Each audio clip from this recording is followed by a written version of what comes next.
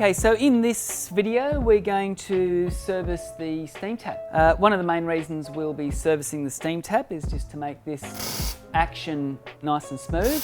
As the lubricant wears out, the spring will struggle to push back the piston inside and the wand will stay down, sometimes even causing the steam to continuously leak. So we want to service that so that it's nice and smooth. So to do that, we just brace the steam wand and then undo that there. It doesn't hold any pressure there, so it doesn't need any Teflon tape or anything like that. And then this will be hot, so we'll just carefully pull that out. And that's the spring. That spring there pushes that back. So essentially, we're just looking at repairing that action there.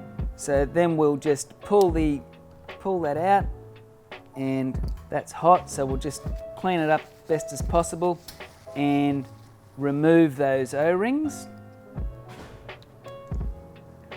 You can just use a scribe to get underneath it.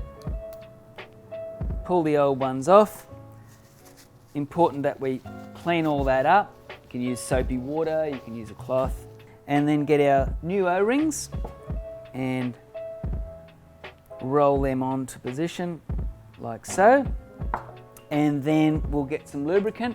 Important to use the right lubricant, so contact us for the grease that we recommend, and we can get quite liberal with the amount that we're using there. Coat that all up and remember to put our seat back on.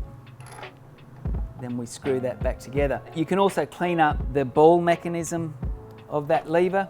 Now this doesn't have to be massively tightened up, but it's nice to nip it up so that it doesn't loosen up over time. If it does loosen up, what you're going to have is no action. So the closer that nut gets in, the more steam pressure. So making sure that's done all the way up and just nipped off so it doesn't loosen up is a good idea. It's that simple.